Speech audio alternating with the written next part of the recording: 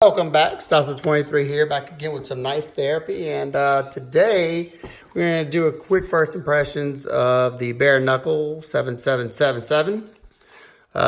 This is the USA produced, I guess, Natrix. It's a lot longer than the standard Natrix, and it's still got the slim, lightweight profile, and you know, you got, this is the carbon fiber G10 one. This is an 8CR 13 MOV. The Bareknuckle is in the 14C27 in the Sandvik steel that they use in majority of their USA produced ones, kind of like the Knockout. That's like their premium, I guess, for the USA produced Kershaws, like the Dividend and the Link. So we got the G10 carbon fiber one, 8CR, and then also released this year was the copper Natrix. So you can see the ginormous size difference between these two. Is kind of, the size goes like this, it looks like. And they also came out with the XL version, but you know, this one is the first USA produced one. So definitely higher quality in my opinion, and pretty cool knife so far. It does have some things that I've noticed off the back, but we'll see how they go later on down the road.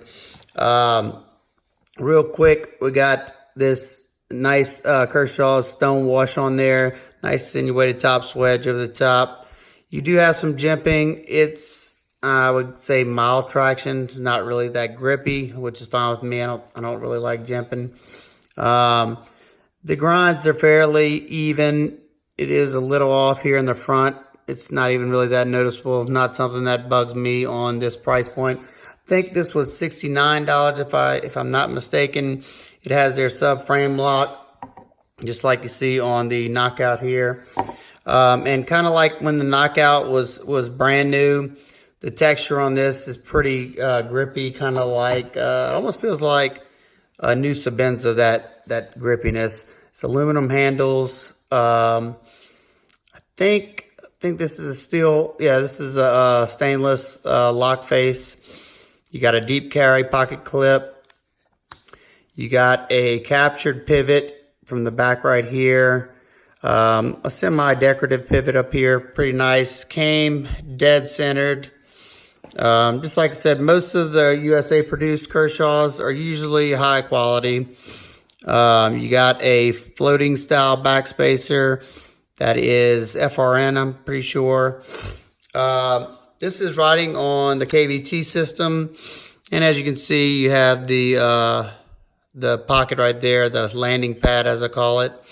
So overall thoughts in the beginning, pretty comfortable, lightweight, decently. It's not super thin behind the edges. I think it was 23 thousandths, which to me is pretty good, especially with the thinner blade stock, the pretty high saber grind, and you still have a nice little point for piercing. You also got tip up left or right hand carry, and I'll be honest, this thing, the D10 on it is pretty stout, and I've been carrying it left-handed because I can actuate the knife much better left-handed, mainly because the D10 is pretty darn stout, and left-handed, being it's a slender knife, I don't have to worry about my fingers being on that lock bar, trying to make it harder for me to engage that flipper tab. I can do it, but I mean, if I so much as breathe on that lock bar, see right there, it does not allow me to flip the knife whatsoever. I've even backed off on the lock bar pressure.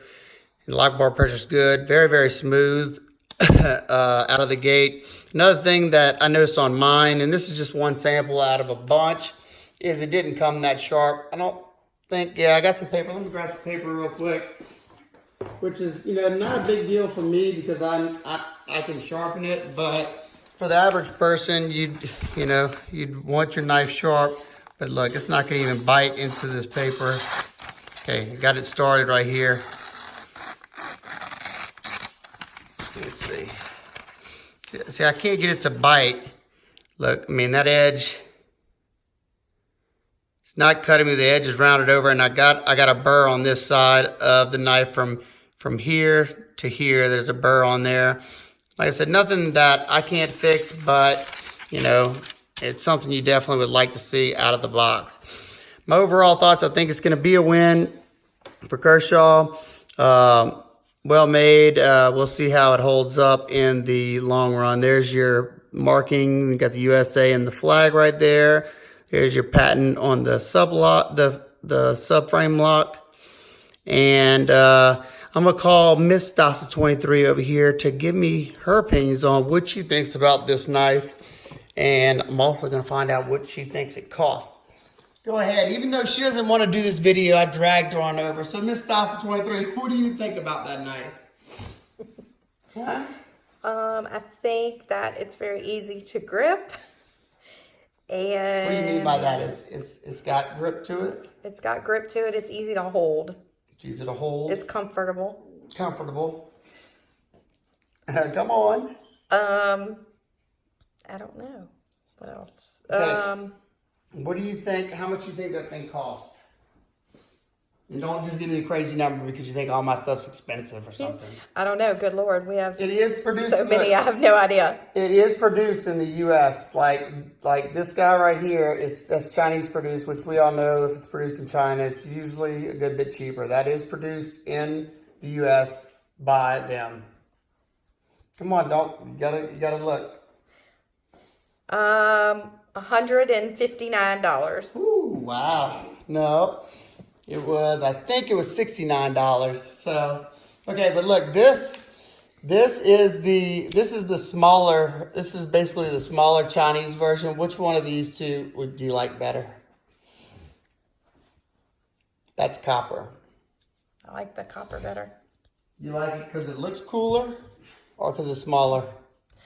I like it because I'm smaller and I'm a woman, so I like, you know. Well, there you go. Any ladies watching? It's easier to hold because we have smaller hands, I feel like. So it's easier for me to hold than a larger knife. How much do you think that one is? So you said this one was $69? Yeah, USA produced. So $39. No, I think they're about the same price because you got copper. Copper is expensive. Well, that's a trick question. Huh? That's a trick question. Yeah, it kind of was. I just want to see, you know, sometimes some people think because of the weight, you know, this one's heavier, that it's more substantial and that it would cost more. But there you go. It was hard to drag Miss Stassa23 to the camera. She talks in her job all day long, but when it comes to the camera, she doesn't want to talk. Okay, I'm going to leave this to the expert, Miss Real Stassa23, not me. Bye, y'all. Alrighty, I'm very happy she did that for me. I've been asking her to do it, and I finally got her to. So y'all definitely give her a big thumbs up. Click that like button. Tell her how good of a job she did, so I can maybe get her to do it again one day. And if you have any questions, comments, concerns, please leave them down below. Once I've had enough carry time and use on these, I will do my full video on it. But that was just my first impressions to get it out there.